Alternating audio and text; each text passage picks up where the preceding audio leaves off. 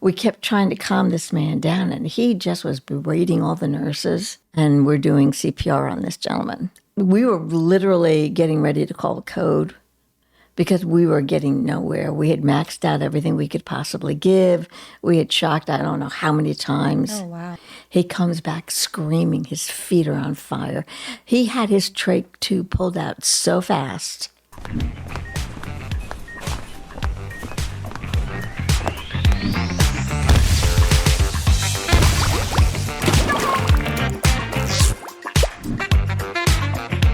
Hey guys, welcome to Nurse Talk, the podcast where we talk all things nursing. I'm your host, Mia, and today we have a very special guest, Miss Jeanette. Hi. She has had an amazing career, and I can't wait for you guys to hear it. So just to start, why nursing? My father had a GI bleed when I was about 12, 13. Ended up in the hospital. He almost died. I'm not sure if he had a heart attack as a result of depletion or not. Didn't know, but he had an extended time in the hospital. And as a result, being there, I wanted to help. I wanted to do something.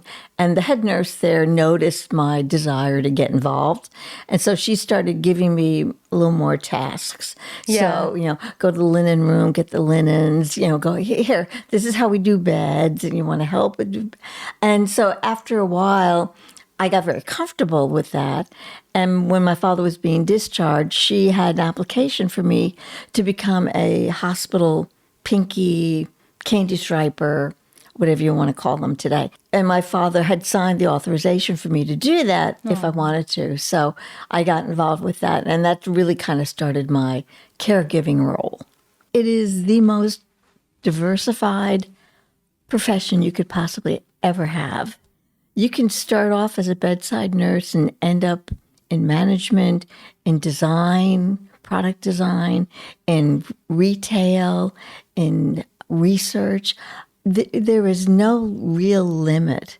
I mean, you even have nurses being advisors on TV shows. Mm-hmm. So the wealth of knowledge and skills and potentials is enormous. Just look at yourself doing a podcast. Mm-hmm. Absolutely. Yeah. So after years of working on the med-surg unit, what sparked your interest to go to the CCU? As you well know, you get assigned to a floor, but you end up floating based on the needs. Unfortunately. And what ended up happening is I ended up floating into the units a lot. Yeah. And I started to develop a real love for the units and enjoyed them tremendously. I enjoyed the challenge, the learning opportunities, the ability to be a little more creative, and the more intimate relationship you had with the patients.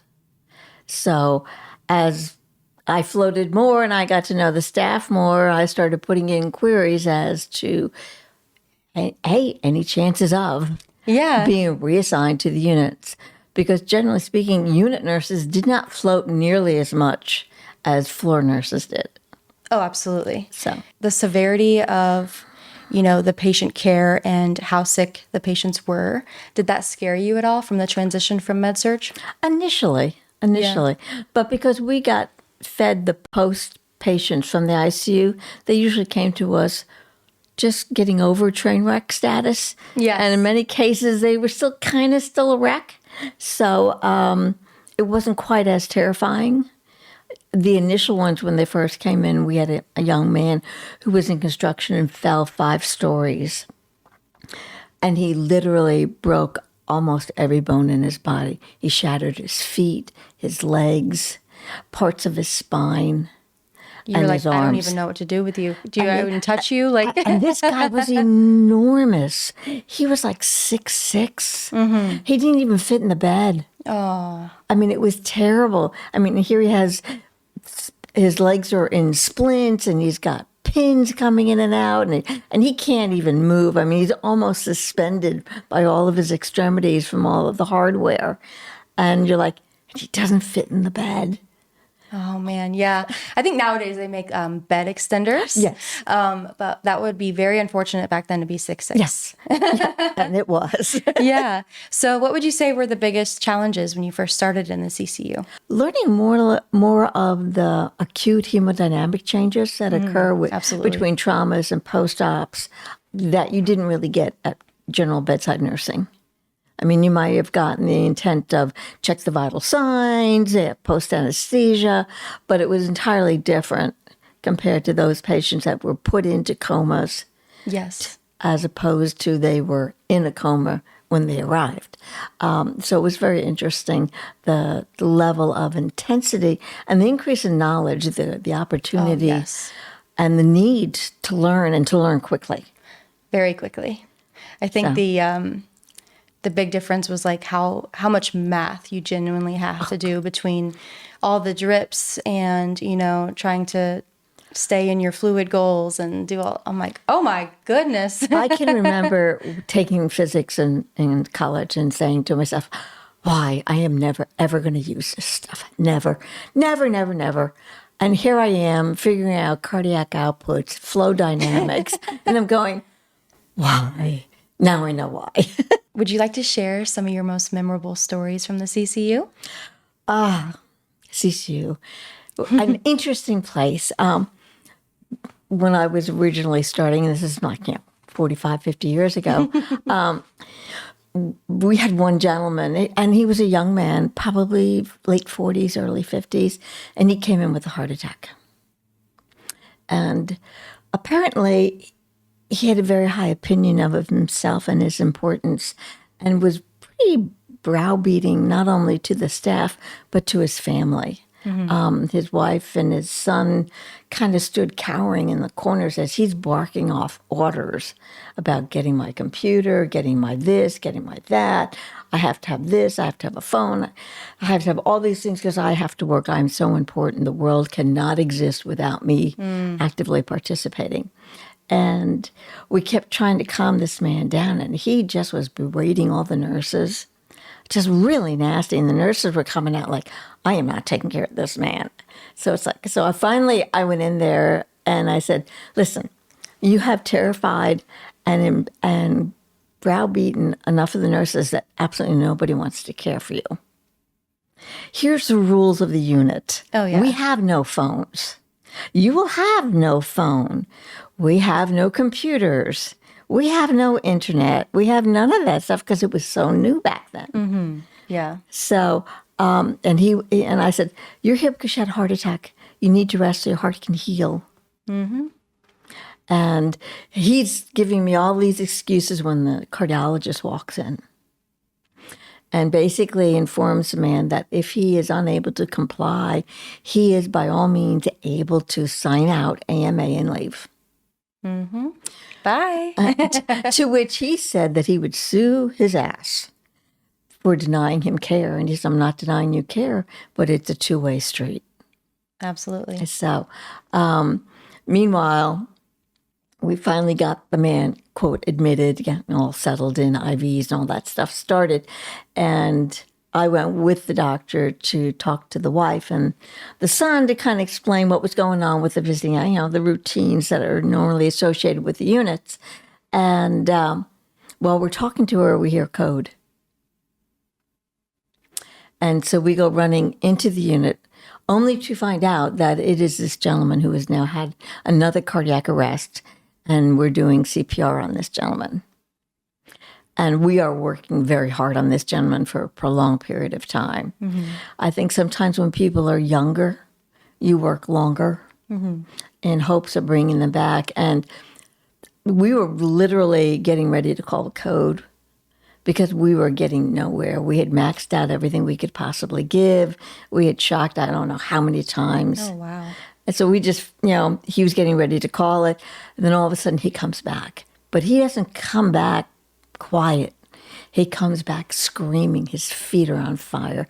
He had his trach tube pulled out so fast and screaming, my feet are on fire, my feet are on fire. And I'd been through a lot of codes. I had never had a patient come back saying that. Oh, absolutely. And so we're quickly checking his feet to see if something had happened. You're thinking about blood clots, burning nerve endings. And we could find nothing, absolutely nothing. And once he finally settled down, he demanded to see his wife and his son. All of a sudden, he's apologizing. And he's saying he's so sorry. He didn't realize how cruel and mean. And we're like, what happened to this man? Oh, yeah. This is not the same person that we admitted less than an hour ago. Yeah. And turns out he's convinced that he was dancing on the fires of hell and got a real close glimpse as to what his future held if he didn't make a change. Wow. So that was probably one of the most memorable. I would never forget that. Yes. There were so many patients that we had that were, back then, if you were ventilator dependent, you pretty much died in the hospital because they Yeah. did not have nursing homes or extended care facilities that took vented patients. And we had a number of vented women and men from COPD, from war-induced agent mustard gas exposures that over the years have damaged their lungs. And they were basically dying. And all too often, patients would write us messages saying, "It's so beautiful. I can see the mountains. It's gorgeous." And they code. Oh, wow. And some of them would come back. We were able to bring them back, and they would tell us, "It was beautiful. Don't code me. I'm ready to go. It is gorgeous over there." Wow. And so you're like, I've never experienced that. "Oh, Do you think that that may have helped you on your journey to God? yeah." Actually, I do. I do. Yeah. Those experiences, I think They it makes kinda- it feel real. It does. Yeah. In essence, it kind of presents death as a doorway. Yeah. One side is us, the other side is heaven. Yeah. And we never really know what's behind the door till you open it. And I think we got a glimpse of what's behind the door from so many different patients. Do you have any other stories you'd like to share? The respiratory intensive care unit was closed for upgrades and modifications, which meant that the ICU patients there, especially the long-term COPD, vent-dependent patients, got transferred into other ICU beds, one of which is, we'll call her Sally. Yeah. Sally got transferred over to us. She had severe COPD, a very young woman, very, well, not young, young-ish to me now, but she had severe COPD and had not been able to be extubated after surgery and ended up with a permanent trach. And they were still looking to try to find some place to take a vent-dependent person. When she came over to our unit, we were told, she didn't really communicate very well. She had difficulty doing a lot of writing because of arthritic hands. And so she ended up just kind of trying to point to things. Well, unbeknownst to me, I had the ability over time to read lips. Yeah.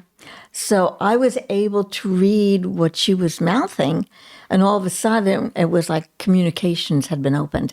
And she was so excited that somebody could actually understand what she was trying to say.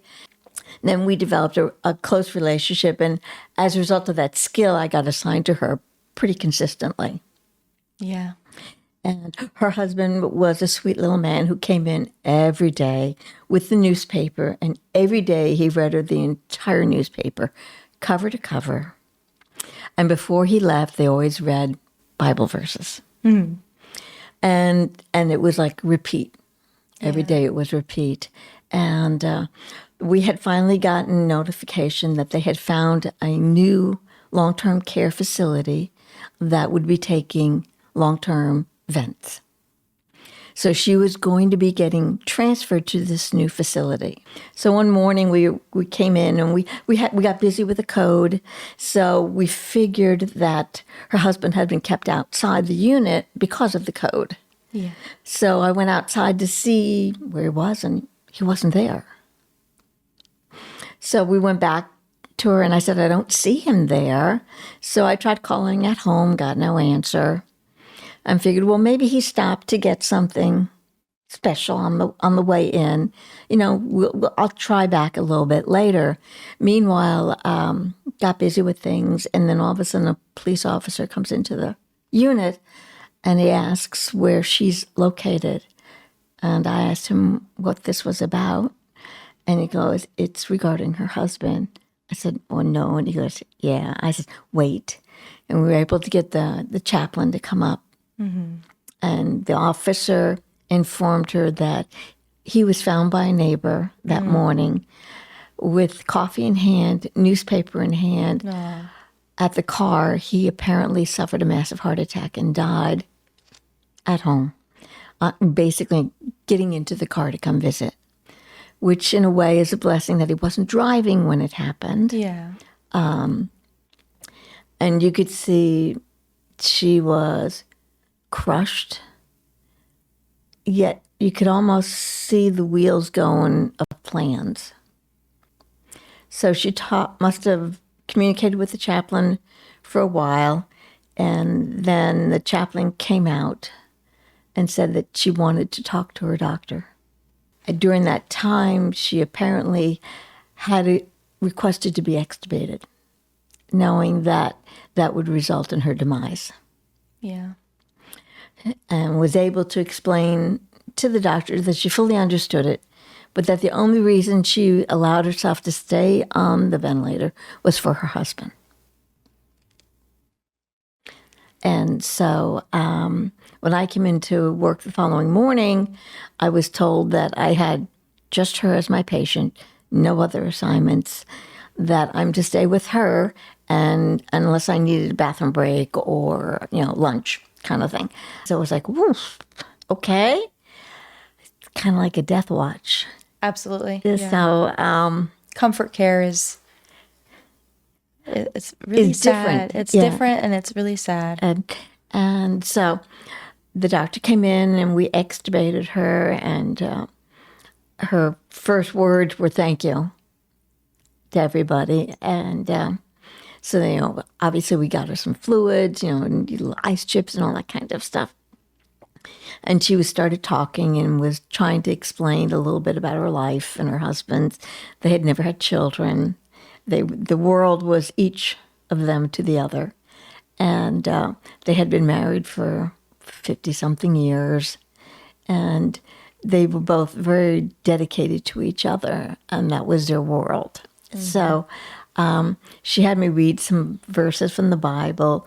And as time went on, she became more and more sleepy, Yeah. and started to have arrhythmias on the unit, on the monitor and stuff. And a couple of times there was a couple of periods of asystole, and it's like, okay, this is it. And then all of a sudden she would come back, but she would come back with smiles on her face. And I'd say, are you okay? She goes, no, it's just so beautiful. It's just so beautiful. Oh my gosh. And then the last asystole was it, and she was gone. But she literally passed with a smile on her face. Oh, that's a beautiful story. So she got to go home to God and her husband. Who had just gotten there too. So. Right. A great waiting and greeting committee. Oh, absolutely. Yeah. It's such a beautiful story, like just in terms of marriage in Yes. itself. They really loved each other, and that's beautiful. Yeah. I can't imagine like getting to that point, but it's true. Like if you only live for one person and they're not here and you've had a beautiful life together, it's like... Especially when you're facing suffering. Especially when you're facing essentially a nursing home and no visitors. And the inability to talk.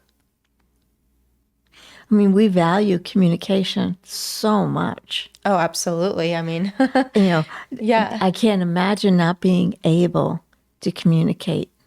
I mean, we see the frustration with stroke victims. Oh, yeah. And just to know that you have the skills and the mobility, like to write, but the function in your hands are so bad that you can't really do it for very long, has to be doubly frustrating. Absolutely. But but that would take me a little while to get over that, because you built a relationship with them, because you took care of them. Yes. Over and over and over again. It wasn't just you come she was in one day. probably with us for about 10 days. Yeah. At least. Just so. In those moments, you really get very deep with people. You do. It's not any it's surface level for like 10 minutes. And then all of a sudden you're just in these deep conversations. So in that state, 10 days is a long time It is. to really get to know someone. Right. And have a connection with them. And then to experience that, you know, although you only knew her for 10 days, she probably was so comforted that you were there because you were a familiar face and you were someone who knew her husband. How would you describe being a manager in the CCU? Chaotic. Back then, you were the manager, but you were also the staff. You were the float staff. Yeah. And you floated between all the rooms because you never had enough staff. So it made it a little bit more difficult. You didn't have the same level of charting requirements. Yeah. Because you tended to be more the extra hands. But you had all this other managerial necessities to do. Policies, evaluations, which having gotten evaluations, you know how important they are and how meaningful they can be to someone's paycheck and longevity. Absolutely. I mean, if you get a bad review, you're not going to hang around. No. And at the same point, if you get a review, but then you don't get any kind of monetary reward, you now know that the new hire is definitely making significantly more money than the long-term employee is. Which is absolutely wild. Yes. And so your loyalty is now doubly insulted because you didn't get as big a raise as you were hoping for or felt that you deserved. So evaluations I took very seriously. Yeah. And as a result, they were very, very time consuming. At the same point, it's very difficult to critique and give constructive criticism in paper if you've not already done it in person. So making sure that if a deficiency or an inability to relate in certain areas, I had some incredibly great ICU nurses, but I had one or two of them who really, really did not do well with end-of-life care. For those patients who had elected no heroics, no CPR, death with comfort only, they had a really, really hard time with them. And learning that when the patient that maybe they've been taken care of for a while had made that decision, that keeping them with them is not necessarily a good thing. Which you would think the opposite, of course. Right, but the people have limitations. Absolutely, yeah. And sometimes you're not aware of what their personal rationale for the limitation is, but you can't disregard it. Yeah. And so, of course, as a new manager, you learn the hard way. And so, so trying to do those kinds of things were time-consuming, and they often were exhausting. Yeah. Truly exhausting. And never mind schedules and trying to figure out holiday requests and vacation times. And everyone's mad at you. Right. Because they're working Christmas again. Actually, we were probably one of the first units in our institution that electively instituted an every other weekend. But it was under the agreement that you could not call in for the weekend you're supposed to work. That if you're assigned to work that weekend, you're working that weekend. If for some reason you had to switch it, you were responsible for making the switch with another employee. Yes. Yep. And initially, people were like, I don't see how this is going to work. What if I'm really sick? And I'm like, well, plan not to be really sick on your weekend. And actually, it started to work really well. Yeah. It started to work so well that we had more applicants who wanted to come work in our area. Oh my gosh. Because we had instituted this elective every other weekend. And we also had the challenge of the nursing shortage. A nationally nursing shortage. So as a result, many European nurses were brought in. Oh, wow. And they were given contracts to come in, hence the start of the contract nurse. And after a while, my unit looked like an international nursing unit. Seriously, we had nurses from Scotland, Oh, from wow. England, Yeah. from Barbados, from Africa, That's from amazing. Japan. And it was fascinating because we did not have nationalized healthcare in this country or even the thought of it. But Scotland, England, and a lot of the other countries did. Yeah. So the cultural exchange was incredible. The words and expressions that were different were hysterical. Yes. Yes.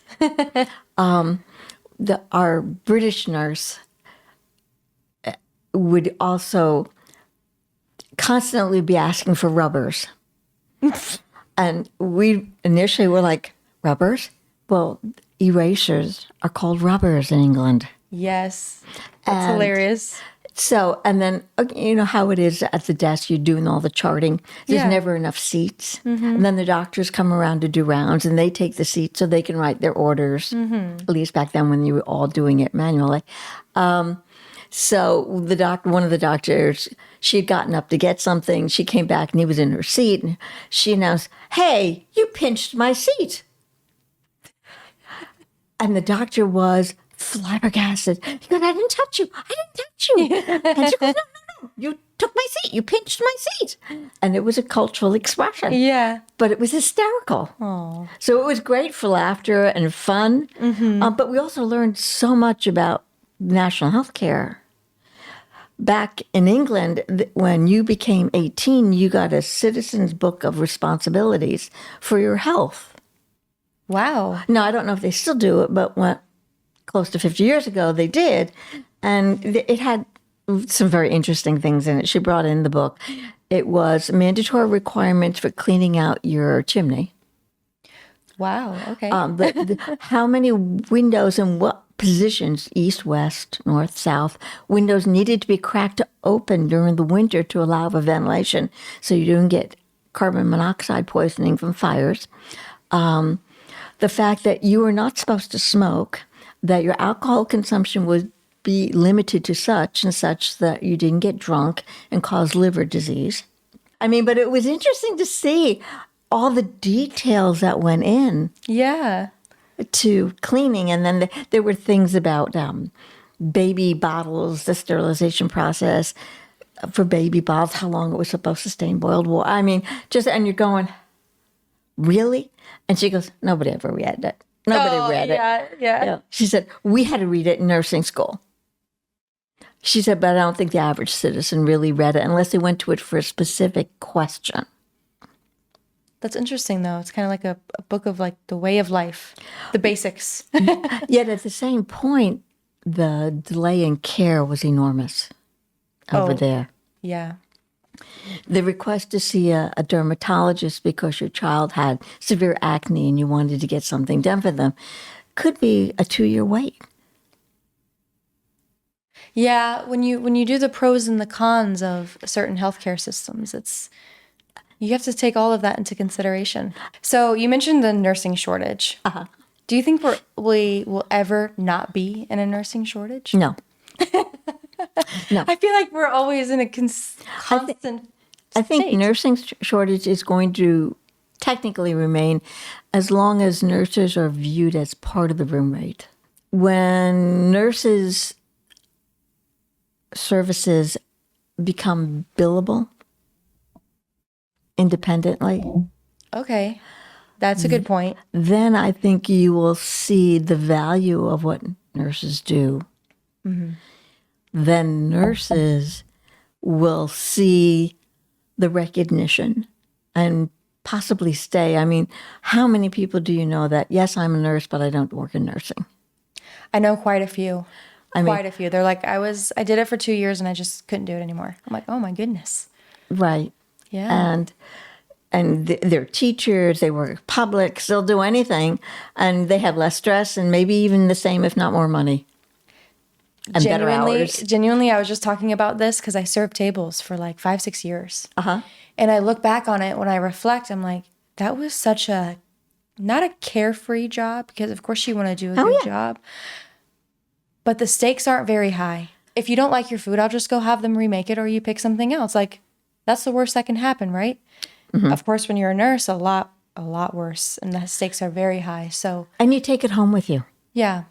Whereas, okay, you broke a dish, you spilled coffee, the eggs were bad, you left it at work. I won't lose sleep over things Right. like But that. you come home and you're emotionally drained in some cases from everything that's gone on, physically exhausted. Genuinely, I have been like, I should just go back to it. I won't. There's so many positives of nursing, but Once you get hooked and you really love it, it's hard to walk go away. back. But it's, I've thought about it. I've had thoughts. I'm like, I could just go do that easy, carefree job. I could just go do it. I won't, but I've thought about it a lot. So, what led you to become a nurse practitioner? Well, when I was working in CCU as manager, we had a pulmonologist who had come from Boston, and he brought with him a nurse practitioner.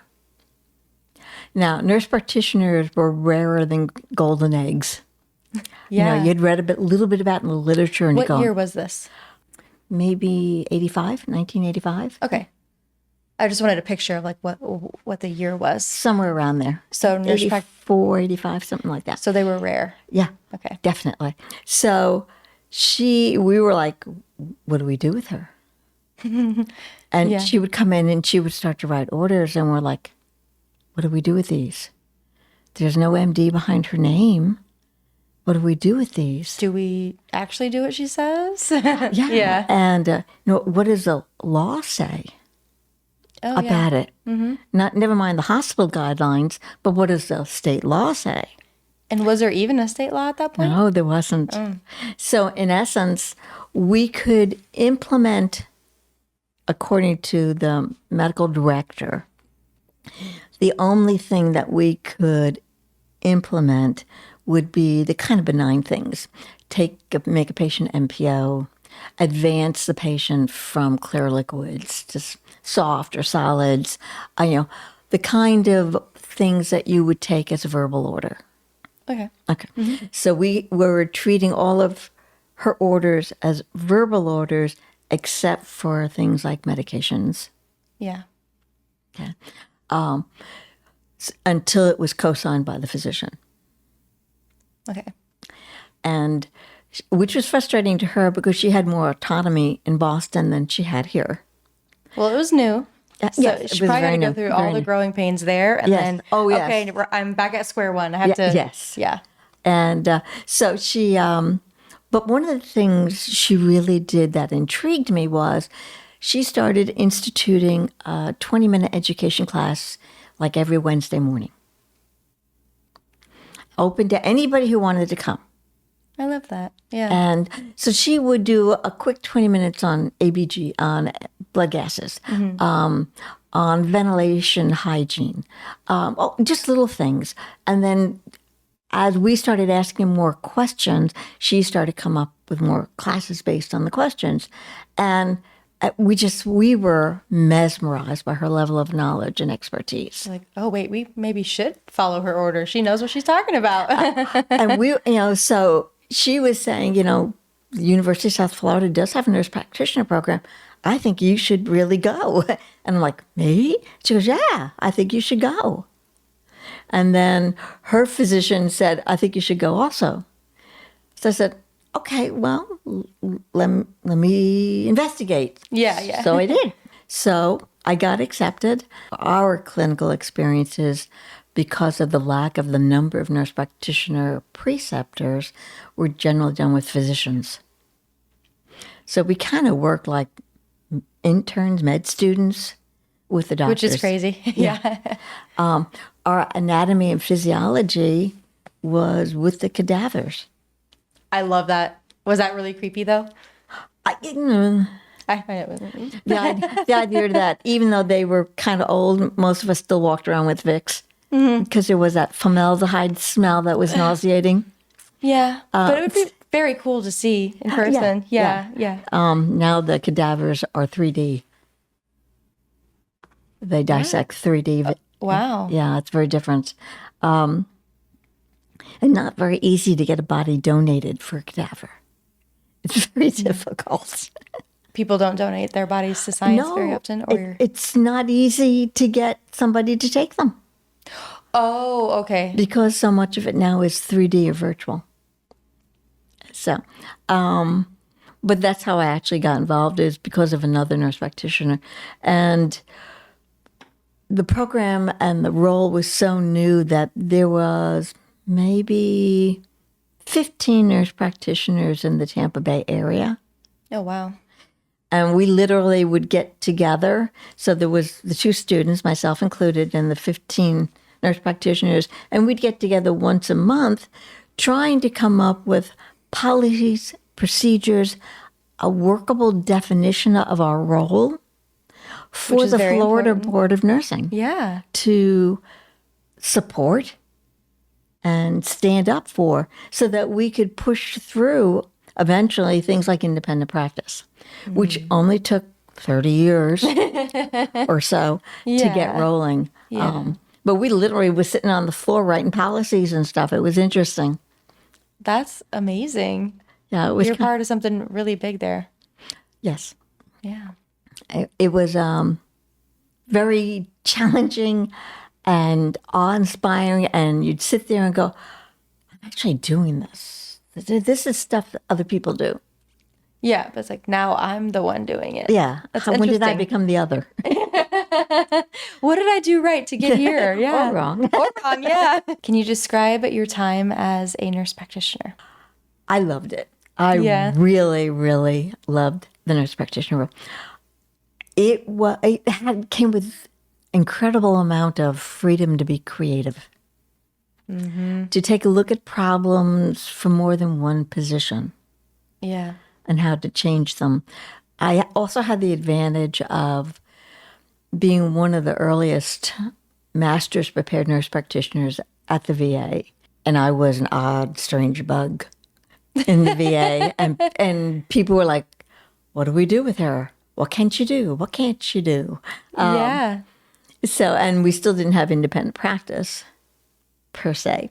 So some doctors were comfortable, other doctors weren't. So it was a constant test and battle. Sometimes what ended up happening was initially you end up getting treated as an intern, constantly being questioned, tested. Why do you want to do that? Why should I do that and not do what he says? You think it's just them testing to see if you know what you're saying? I think part of it was. Yeah. I'm sure they were not fully aware of the level of education. That's true. And experiences. Yeah. They all were familiar with what medicine track was like, but they didn't know what the nursing track was like. Oh, yeah. You had insight that they did not. Right. And they were probably like, who's this lady coming in here and telling me what to do? And what was interesting is some of the older, more experienced physicians were very open. And some of the younger ones were very, very threatened. So it was really very interesting. You'd almost think it should be the other way around. Yeah, that's what I would think. But I think part of the older doctors is part of the development of the nursing role was a surrender of activities and procedures from medicine to nursing.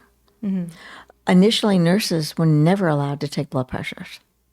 Which is absolutely crazy. Which was a physician's role. But as the physicians got more busy and their practice expanded, they surrendered that function to nurses. Yeah. Nurses were never allowed to stick a needle in a vein, start an IV, draw blood. Never. It was a physician's realm. As they got busy, it got advocated to the nursing role. Just as when nurses started to get more and more busy, the role of getting I's and O's got advocated to the nurse's aide. Yeah. So you can see the trickle down of functions and responsibilities.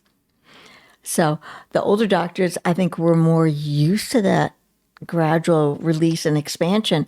Some of the newer doctors were far more threatened. So it was interesting trying to, and it was frustrating as heck, especially because in a training facility, institution, they change over. The rotation changes and Quite often. yes. And so it's constantly re-educating. Hi, this is what I do. Yes, I can do this by law, da, da, da, da, da, da. And so, Oh my God. but at the same point, it was an opportunity to educate and show. And before long, I started as one. I think by the time I retired, there were like 300 in all of the different C boxes in the area. Wow. And as a result of my role, I actually got recognized by the central office, got put on central office committees, helping to define roles and promoting independent practice acceptance. Wow. So it was really a very interesting time, Yeah. challenging, frustrating sometimes, with minutia, with the little things. Rarely did it matter or become a problem with the really big key issues. It was always the little things, like getting the drug that you really want for the patient, Oh, absolutely. Yeah. as opposed to ordering X, Y, and Z modification on their home to accommodate a physical disability. You Yeah. could do that easier, which costs thousands of dollars compared to a drug that might have cost $50 more a month. I can't imagine trying to battle everyone just to get your patients what they need. I mean, of course, I've seen it plenty of times as an RN, Yeah. but as a nurse practitioner, going up that level, you must have to communicate with even more people to try and get your patients what they need. Yes, I think what you do is you develop a greater network of relationships. Okay. And once that network is in place, it's much easier to get things done. It's when the one cog in the wheel gets changed very often Yes. that can be the challenge. Yep. The rest of the wheel is willing and able to participate. Yeah. So, Do you feel like the relationship with your patients changed as a nurse practitioner? oh, definitely. Yeah. Definitely. When I first went to the VA, I would have patients say, I want to see the doctor. I don't want to see you. My comment was, that's not a problem. I'm going to start. I will go get the doctor and we'll bring the doctor in. Then after a while, what happened was, I don't want to see them. Absolutely. Oh, good. You're good. I don't know. And then it became things like, can I just call you doctor? I said, no. Why Yeah. not? You do everything the doctor does. I said, no. There is a difference between us. Yeah. My nurse practitioner's role is more a role of helping people to live with the conditions that they have and to make improvements to improve the quality of your life. I think a lot of medicine, maybe it's changed recently, it's geared to curing, which in medicine is a very frustrated position to be in because we rarely cure anything. Yeah. We mostly learn to live with. Absolutely. And for a lot of physicians, I think that's very frustrating. And then a lot of times, really curing partially is dependent on the patient's ability to deal with. I mean, when I started practicing, it was not uncommon to have medications that you had to take 4 times a day. That would be horrible, but it is Absolutely common. Yeah. It's absolutely horrible. And many, many more of the medications that we can now do today, twice a day or once a day, were 4 times a day. And very important that they took them 4 times a day. Yet rarely were they able to do it because life didn't allow you to stop. I mean, I had one elderly gentleman. He was born with pulmonary atresia, which did not get picked up until he was in basic training. Wild. He collapsed in basic training. They sent him to a children's hospital. He underwent surgery where they did one of the initial bandings, pulmonary bandings for the pulmonary atresia. Short of curmudgeon is one of the words that best described him. He was kind of a hermit. He lived with his dog, but he was constantly looking for a wife to take care of him. But he was anoxic to a large extent, very blue-lipped, cognitively challenged because of the anoxia, I think, more than his intellectual level. So it turned out every Monday I had to call him. And if I called him every Monday, he would then remember to set up his pills for the week. But if I didn't call him on Monday, he wouldn't set up his pills. And I don't know if it's because he didn't realize it was Monday. Probably that. Or if he was just being ornery. Don't know. Yeah. But, but when we did this for years. That's such an interesting task to have to do as a nurse practitioner. Yeah. But, it gave him an opportunity to talk to another human being. It gave him a chance to tell me how he went to play poker or he went to a church luncheon and he met a lady, but she didn't want to take care of him, so he let her go. And it was kind of interesting to see his rationale for things. Yeah. But when he died, the police notified me. He had me listed down as next of kin. Wow. And I'm like, no, I'm his nurse practitioner. I'm his provider. I'm not. I am not his next of kin. He says, well, that's what's on his refrigerator. Oh. So I'm like, he goes, what do we do with the body? So I'm like, let me talk to the social worker. And because he was a veteran, the social worker got involved and we were able to get his body taken care of with VA benefits and stuff. But that was kind of interesting to be labeled as next of kin. Oh, you were really important to him. He probably really looked forward to your phone call. I think he did. Yeah. I think he did. And like you said, it became a chore sometimes because there were so many other things going on. Yeah, you have really important things going on, and then you got to call someone to remind them about their meds. Which is not an unimportant thing. And if just making that one phone call meant that the person did well for a week, definitely was a small price to pay. Yeah. But at times inconvenient. I wanted to ask what specialties you worked in as a nurse practitioner. Oh. Initially, my practice I would have described as schizophrenic. When I went to the VA, my FTE, my pay, came from multiple departments. I did rheumatology, I did complex hypertension, hyperlipidemia, I did anticoagulation therapy clinics, I did heart transplants, and was the institution's heart transplant coordinator. In addition to doing advanced heart failure. How did you balance this? It was, like I said, schizophrenic many times because although I had specific clinic days, nothing ever stays on the assigned day. Absolutely, yeah. The heart transplant who was going into rejection would never do that on a Thursday. He would always do it on a Monday or a Friday in the middle of Coumadin clinic. So yeah, it became an interesting balancing and juggling act. But we made it work, which was interesting. Yeah.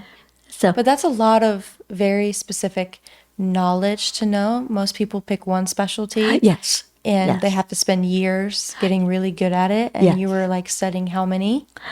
5? Yeah.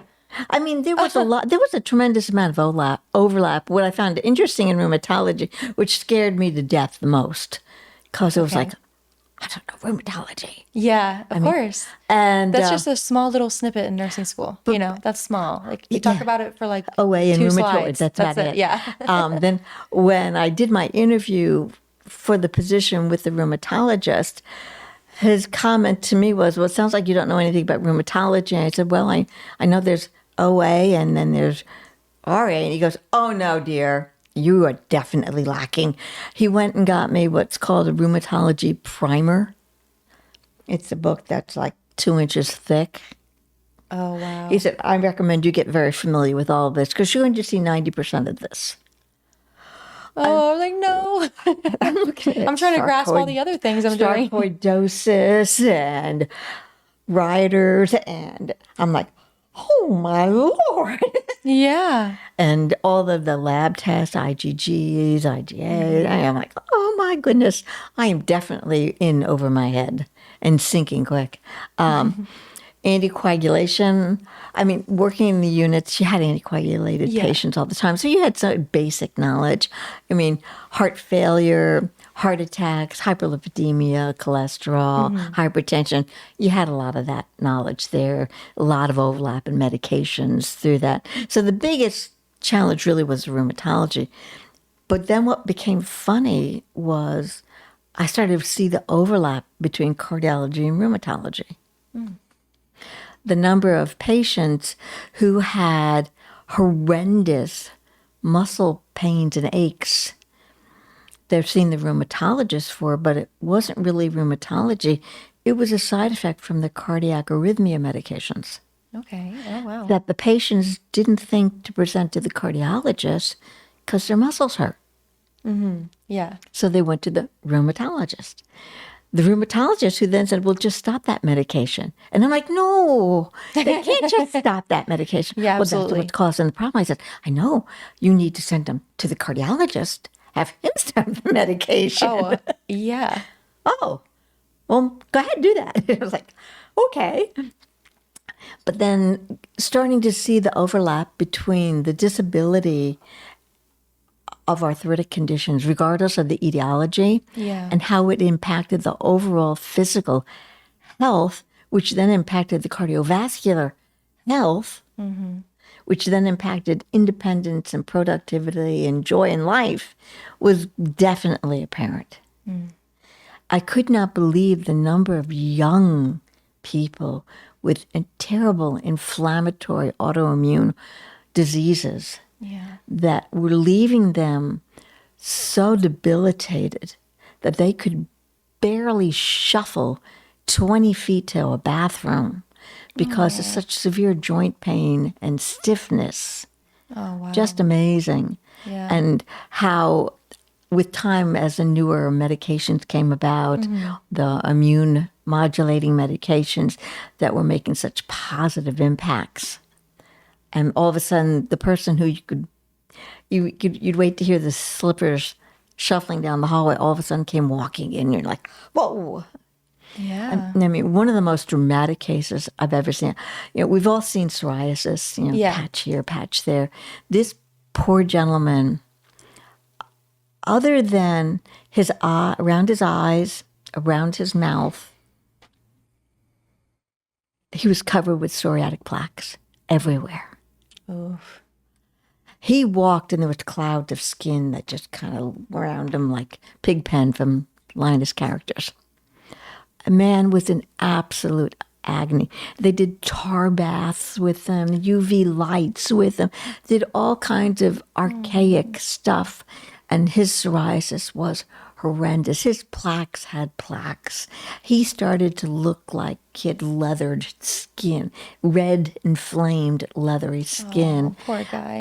And just to do this hurt so bad because everything would crack.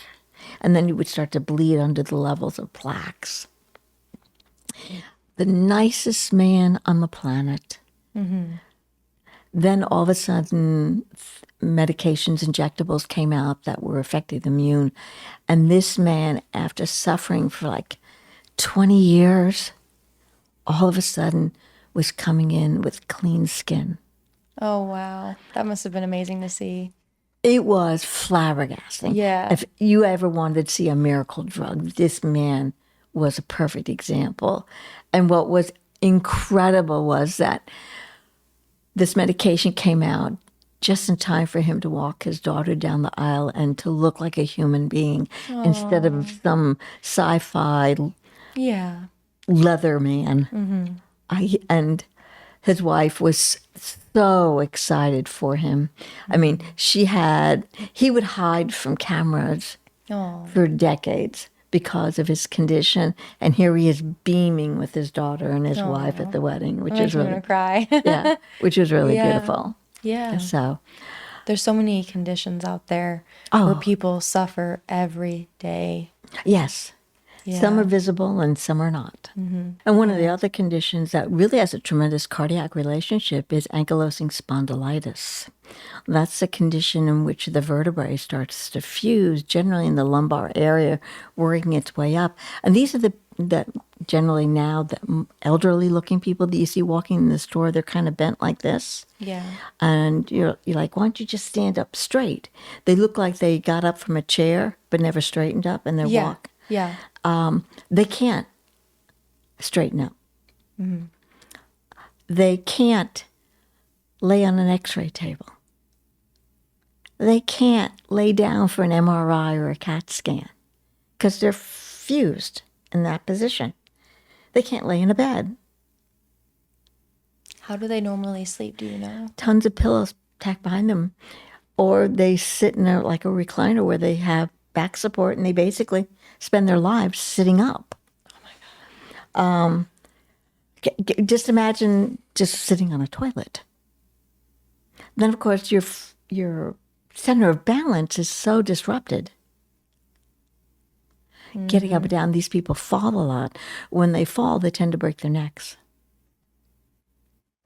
because the bowling ball hits first and everything just kind of cracks on the way. That's horrible. But they also develop terrible aortic valve disease. It kind of goes together with the connective tissue disorder.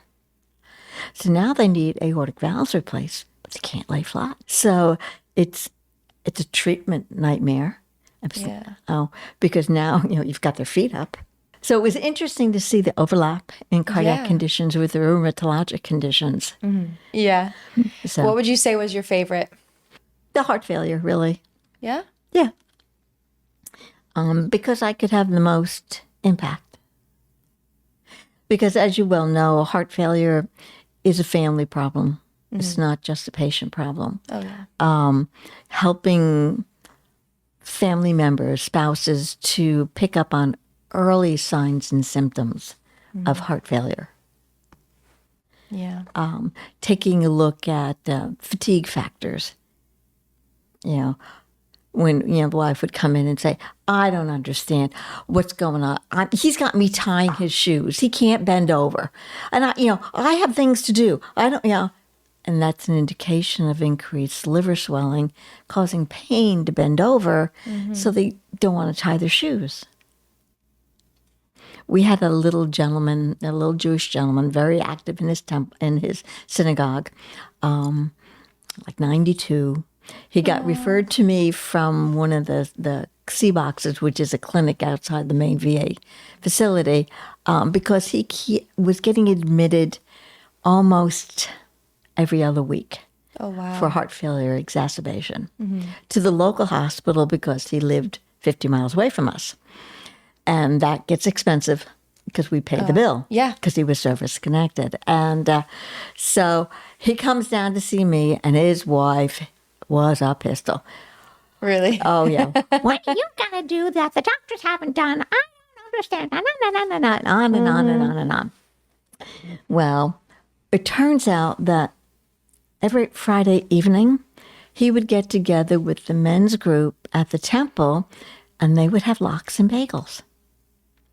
Now, I don't know if you know about lox, but lox is salted salmon eaten raw I see where you're going with this. on Yep. cream cheese. Yeah. And by Saturday night, he was in heart failure because he loved lox. So it was learning patterns and then explaining to them the behavior associated with the pattern. Well, his comment to me was, I am 92. Do you think I'm going to change? And I said, probably not. He said, so I'm just going to keep bouncing in the hospital. I said, oh, no. We're going to make a little change that your wife's going to be able to do for you. We actually increased his diuretic on Friday night and Saturday morning. Well, look at that. And we literally kept him out of the hospital.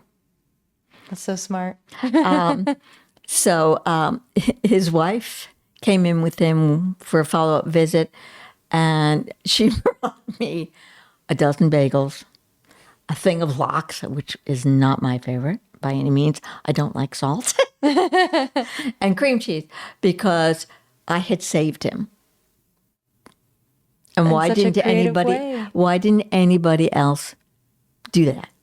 And part of it was because they didn't have time to listen. When we got a new director, a medical director at the hospital, he came in and he was bound and determined that my heart failure clinic time allotment, which was generally 30-minute visit, which was long for the VA. Most visits were like 15. And he was, why are you special that you get 30 minutes? Defend your 30-minute visit. Why? So I'm like, okay, let me ask you a question. What's life expectancy of a heart failure patient that's class 3 or higher? He goes, it's not long. I said, yeah, it's like 5 years at best. I said, and many of them die a lot sooner than that. So my clinic is a clinic made up of mostly patients whose life expectancies are extremely short. So part of my goal is to keep them out of the hospital. That's what the clinic was designed to control costs by keeping them out of the hospital. So I have to teach these patients how to live while they're dying. Tell me how to do that in 15 minutes or less. Did he just look at you like, He did. Yeah. I said, if you look at my patients, you'll see that we actually have a very low readmission rate for my heart failure patients. To which he said, I'm going to pull that data and I'm going to show you that you're wrong. And if I prove to you that I'm wrong, your times will be cut to 15 minutes. What a turd. Yeah, well, he used to be a surgeon. Okay. Okay. Yeah. Yep. So anyway, a couple weeks later, he catches me in the hallway and he says, you keep your 30 minutes, and walks away.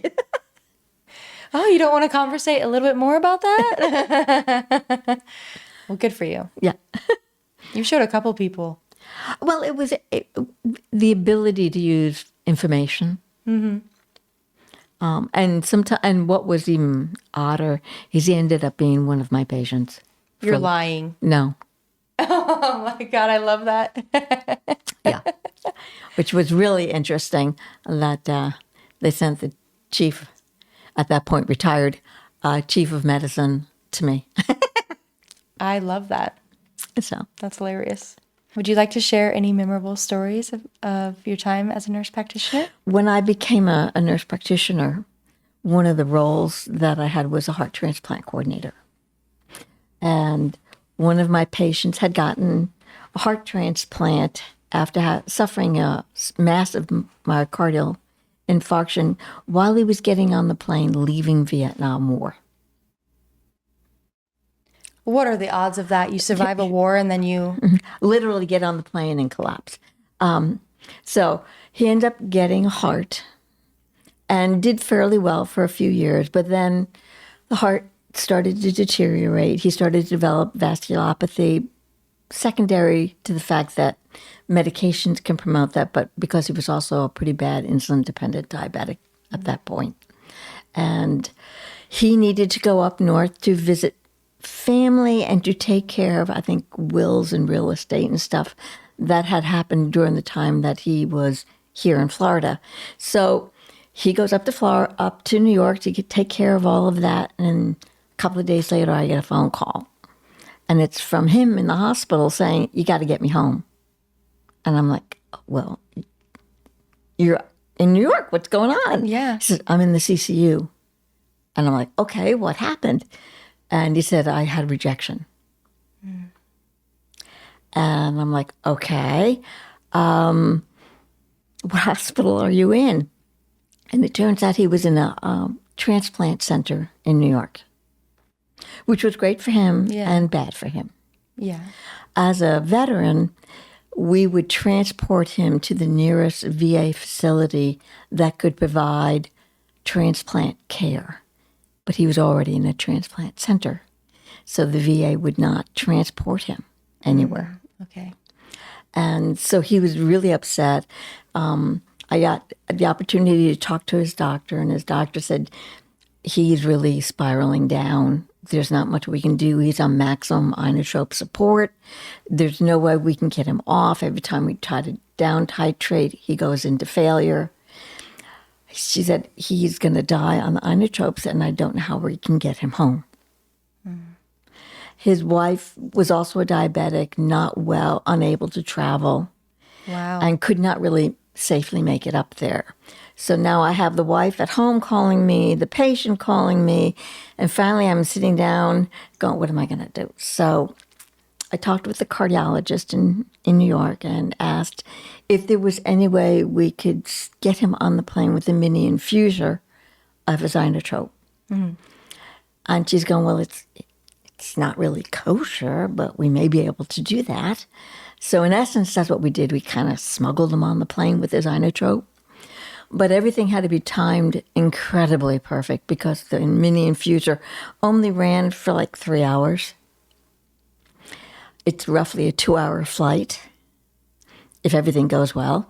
And then he had to be picked up from the airport and transported to us so that we could get him admitted and switch out and give him his new bag of inotropes.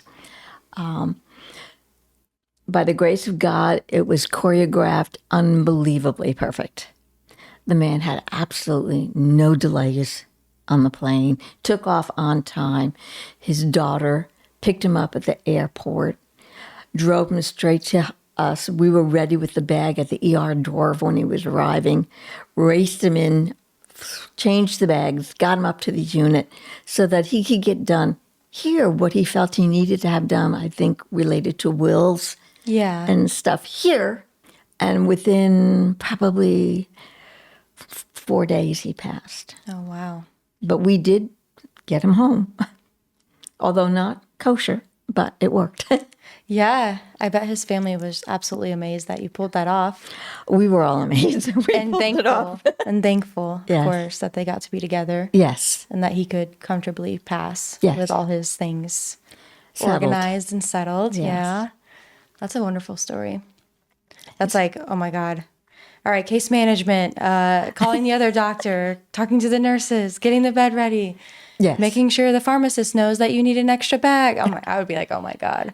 I need a bag of inotrope, which is expensive for a patient that's not been admitted yet. Oh, I didn't even think of that. Yeah, you have to have a lot of people who are willing to help you because you can't do that alone. No. That's a beautiful story, though. Yeah. So can you walk me through your experience becoming a published nurse practitioner? Writing. I actually found writing to be very therapeutic. When you deal with so many different lives at different levels and different degrees of losses, whether it's loss in health, independence, finances, and loved ones, it takes its toll after a while.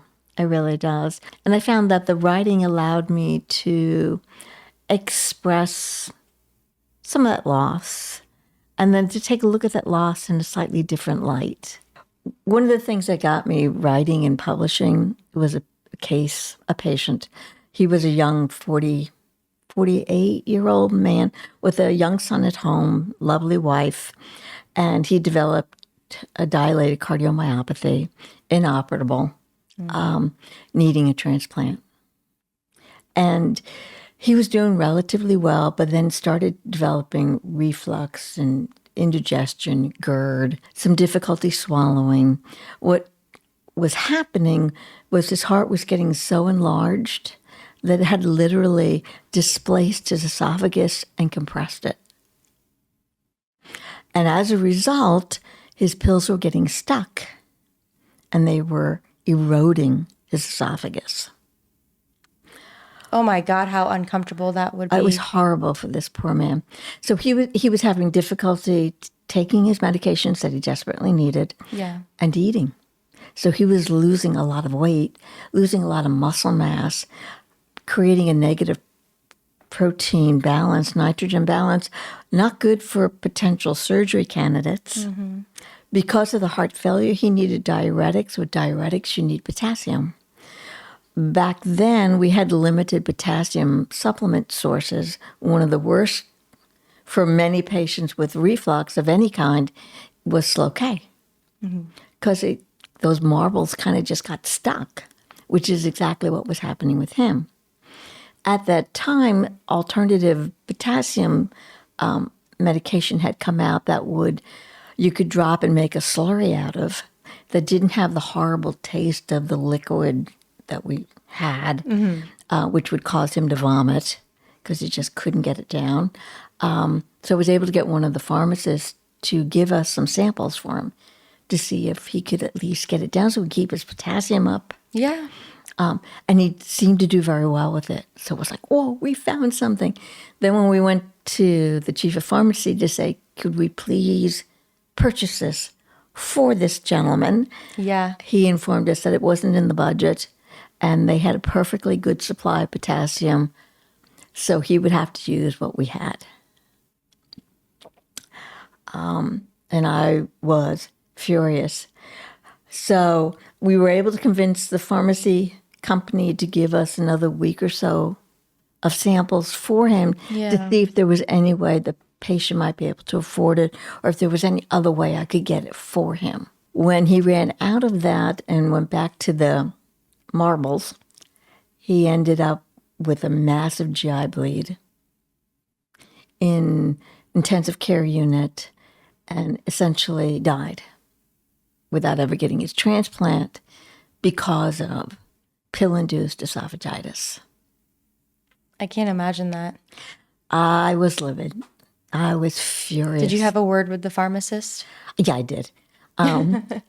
Absolutely. That's horrible. Yeah, it is. But when you're bucking the chief of a department, you are a party of one, Absolutely. making the battle, you tend to get squished like an ant. So my only retaliation was the mighty pen, Yeah. which is what I did. And I wrote an article.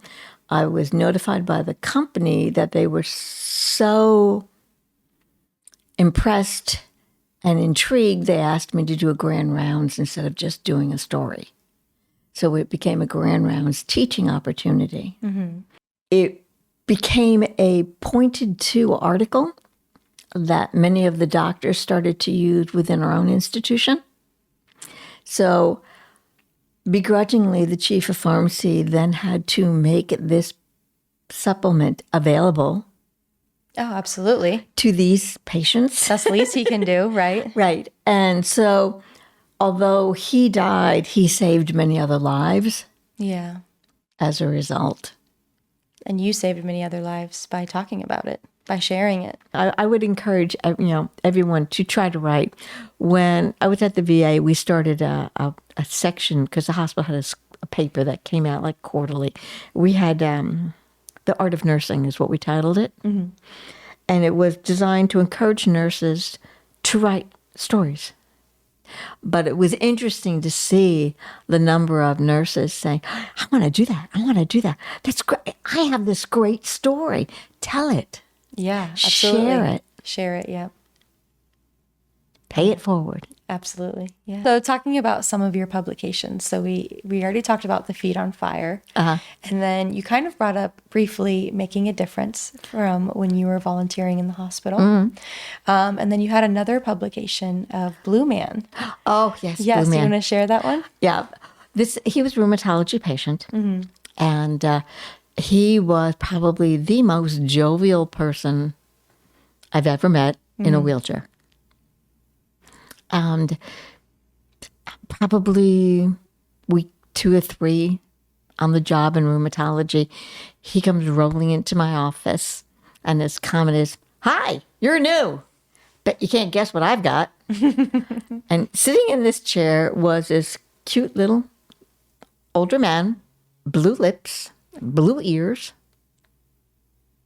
blue fingertips.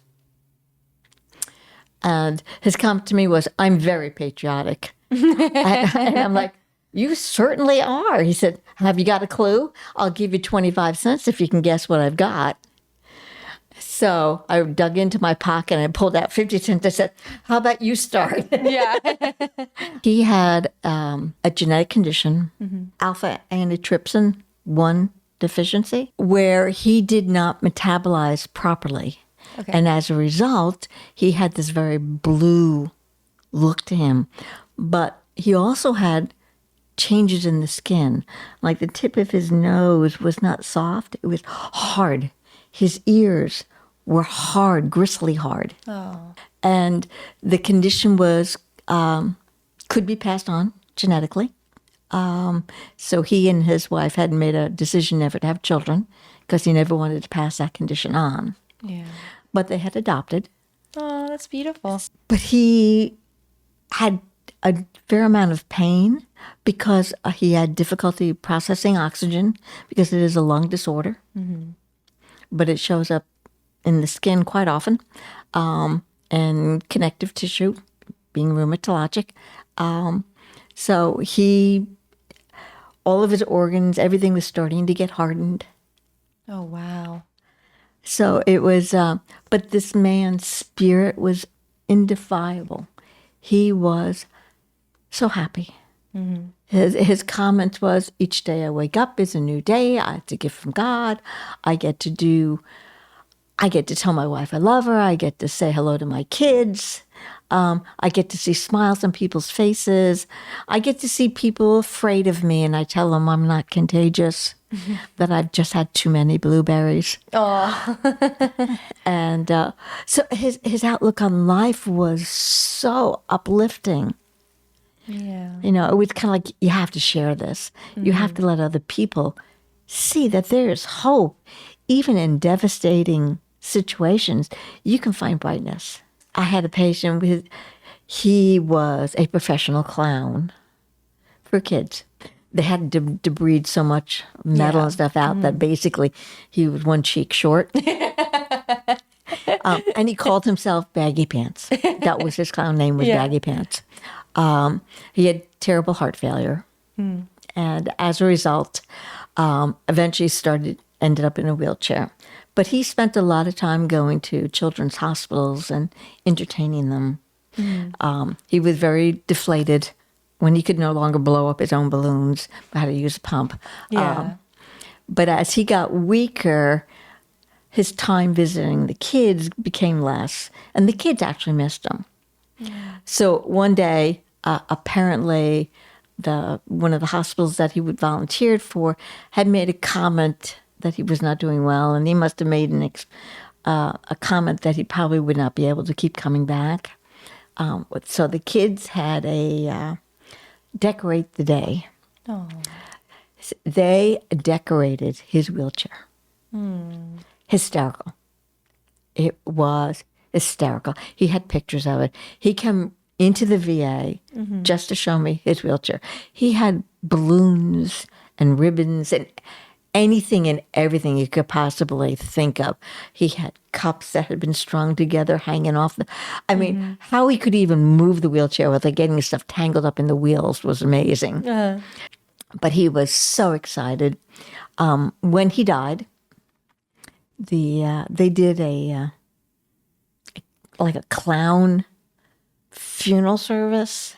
A bunch of fellow clowns, they had gotten together, and in the balloons, they had put either a characteristic or a wish that he had expressed somewhere in their relationship. Wow. And I'm sure environmentalists went crazy because when they set him to rest, they released all the balloons. That's beautiful, though. But they all showed up in their clown costumes, outfits for the funeral.